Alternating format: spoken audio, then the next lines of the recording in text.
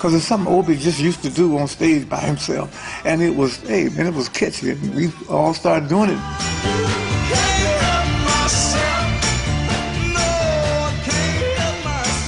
Over the years, choreographed routines that were pioneered by the Motown greats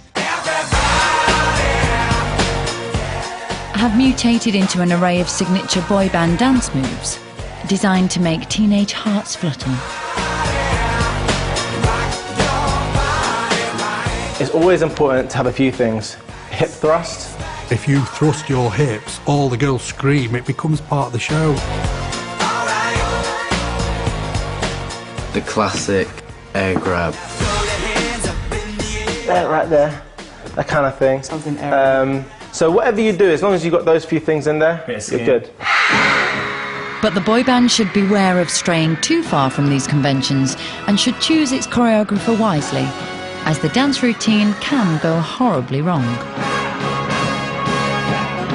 If you look back at some of the moves that we used to do, all these things like this, those were karate moves that Chuck Norris himself taught us. Chuck Norris was the one that actually got all of us trained into being instructors in Tang Soo Do Korean karate. All of our dance moves were combined into katas and all different kinds of situations where we'd break boards on stage. We were animals, man.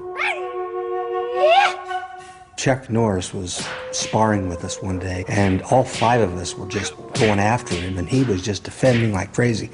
He did a round kick and kicked me in the back and ruptured L4, L5, and S1. And I lived for 15, 20 years with a ruptured discs because of Chuck Norris. And I don't think he knows even today what he did to Merrill Osmond.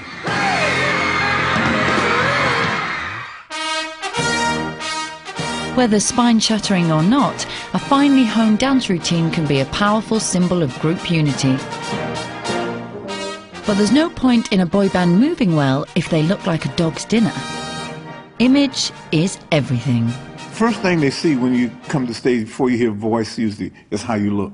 First you hit them with a look. If you got a good look, a dress, you dress well, you look great, they say, wow. It's part of the image, the makeup. You're in show business, you need to have a unique, special kind of appeal to your fans.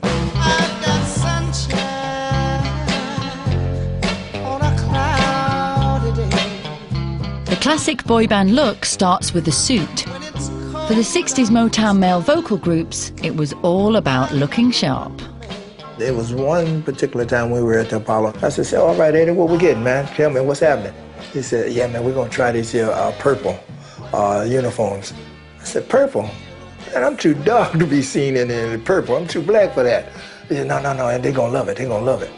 When they opened up the curtain at the Apollo and we were standing there with the purple suits on, the place went bonkers.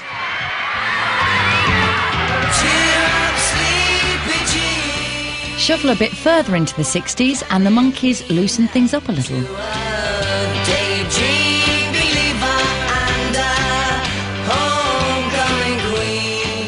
The Monkees brought long hair into the living room. Up until that time, if you had long hair and you wore paisley bell-bottoms, you were usually only seen getting arrested. It resonated with the youth around the world. As the 60s became the 70s, the Jackson 5 championed a psychedelic Sesame Street look. Like, we weren't like the Temptations, they all wore the same color suits, same ties, same this. We wanted to be different.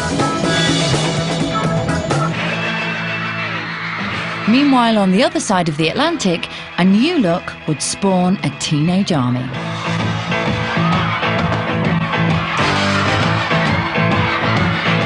We thought about taking advantage of our tartan heritage. It caught on very quickly. Everything we touched turned to tartan, you know. Everywhere we went, it was just mad. The image helped people like us. It was a pretty radical little boy next door, maybe slightly a bit rough. They're definitely better than the Osmonds. They got a tartan gimmick and and the awesome result. You can't go around with the American flag round your arm, can you? Fast forward 2 decades to the 90s, and a by now less chaotic Boyzone were channeling a serene choir boy chic look. Same old story. You know, and I think it was one of our strengths. Our looks were never flash. We were always, you know, like the guys you'd see on the street, and I think that was one of our strengths. I think we were kind of the working class boy band. The working class in Ireland clearly dressed a bit differently to the working class in East London. We come from Walthamstow, we didn't come from Kensington. E17 looked amazing. They had the hats on back to front and the big sort of baseball shirts, which, you know, white kids just weren't wearing that kind of stuff. Incredible, and what a look. As we cuddle, you can fantasize. Deep down. It was more edgier, just really different. We wore like the army camouflage gear, just a bit more street. And you take that out, they were the pretty boys, we were the rough looking boys, and it just worked. For the modern boy band, more explicit times mean it's often less about what the band is wearing, but what it isn't wearing. You're dealing with prepubescent girls, teenage girls, and gay men. What a fantastic... So what you got to do is get their kit off. That's peddling sex, and not to be ashamed about.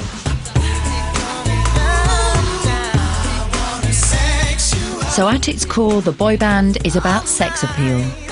Characters, song, dance routine, look. All these elements combine to create a potent cocktail. Sex is the boy band's key currency. They are tapping in to a force of nature.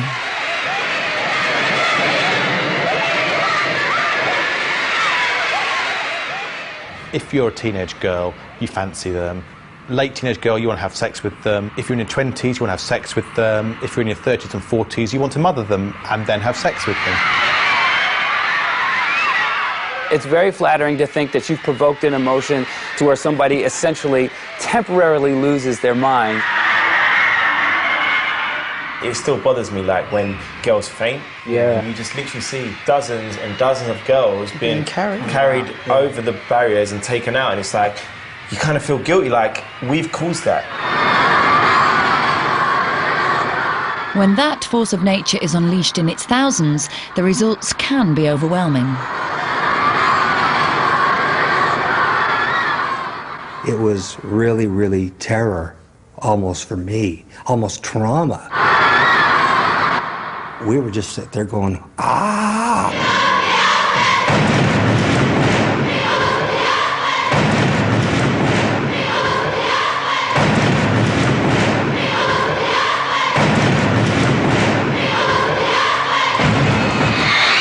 Not even the battle-hardened Bay City Rollers could be prepared for the scenes that would unfold at a Radio 1 roadshow at Mallory Park in 1975. Welcome back to the David Hamilton Show from Mallory Park this afternoon. You've probably gathered that we have a slight amount of chaos here this afternoon, and one of the reasons for that is that with us we have the Bay City Rollers. We weren't really thinking about any craziness that was going to happen that day. We were just going to do a radio interview. All these stars are enjoying in the fun and games here this afternoon at Mallory Park. Tony Blackburn is actually conducting boat rides on the lake right behind me here. Trevor of Waddy is water skiing with all these clothes on. Mallory Park, the racing track, there's a race going on. There's cars flying around the racing track at over 100 miles an hour. We get into the helicopter and we fly in James Bond style. The BBC guys going, yeah, that's the Bay City Rollers in their helicopter, just coming into land now. And that was probably the biggest mistake he ever made, because you could see people running past cars, in front of cars skidding to avoid them. We really must make an appeal to the fans, actually, if they can hear us, to keep away from the racetrack, because Rollers fans are all over the place now. We landed and then we got into a boat and actually got physically pulled out the boat by some fans. The boat got turned over. We have the most amazing scenes going on here. Girls are actually swimming across the river to try and get at their idols. There was a womble in the river trying to help some fans who were having difficulty because the wombles were there doing their wombling thing. In the meantime, their idols are trying to get away, and in the meantime, we're about to meet our next guest from Slade, Noddy Holder.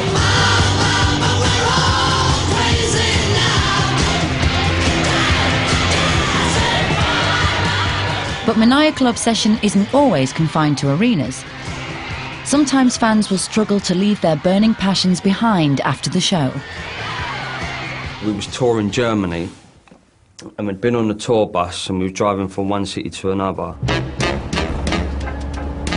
We must have drove about 200 kilometres already, and we come to a checkpoint. I remember us all going into our bunks upstairs in the tour coach, and Brian opened up his bunk and there was a fan laying in his bunk. And he was like... And what she'd done is, when we'd come out the hotel, she'd sneaked in the luggage compartment and then worked her way up. Nutter, absolute nutter. I mean, I really think that there's a clinical study to be done on what chemically happens, especially in a female brain. You know, how does a 15-year-old find her way past 4 security guards into your hotel room? And what do they think is going to happen? Yeah, and what are they thinking? He's going to see me, we're going to fall in love in this moment, he's going to take me to the bedroom, and we're going to make passionate love. The power to invoke hysteria should be handled with great care, however, as a fan's dreams can turn into a band's nightmare. I had a stalker that stalked me all the way to Great Yarmouth after Herman's Hermits was over. My wife and I would see her ride by on a horse and then go by with a kid in a pram and all this. A real record. I got sent some really weird stuff, you know, like, I mean, you kind of get, like I got sent a birthday card. When I opened it out, and when I opened it up, it had like pubes sellotaped into the inside. Like she'd shaved her pubes and put them in the card. The scary part is it starts positive and then ends dark in some people. And honestly, where it's that obsession and then they go, "You have ignored me." You know, I have 4 death threats on my life right now. I'm deputized in about 5 states. I usually carry a weapon, and we're all licensed to do whatever needs to be done if needed. They want you on a wall. It's not like they hate you. They love you so much they want to put you on their wall as a trophy.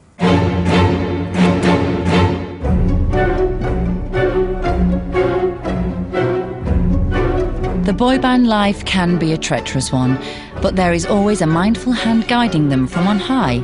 Meet their maker, the manager.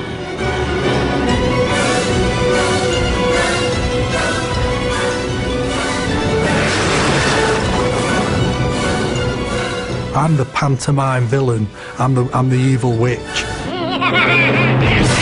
You need the bad guy. I was very much a sort of a dictator of how I saw it going. With Tom and stuff, he was a hard person. We'd all be around the office and he'd be putting down phones on people, telling people to F off, and, you know, you'd be sitting there thinking, wow. But spare a thought for the manager, as pulling all the strings comes with its own pressures. There can be very nice lads on their own. You put 5 of them together and it's impossible. By its very name, you know, it's a boy band. It's made up of kids. Why have you had your haircut? I didn't have my haircut. Why haven't I had my haircut? Where's the manager? Go and tell the manager I want my haircut. Because that's what it's like. It's like trying to keep 5 monkeys in a bag. You've got to get these young kids together and make it into one unit. You have to go, here's the carrot, money, success, whatever it is you want. Here's the rules in the first place. We all need to agree these rules. These rules the manager enforces can be traced back to the very origins of pop. They are the boy band commandments. If you're in a boy band, you don't do drugs. Thou shalt not have a girlfriend, thou shalt not drink, thou shalt not smoke.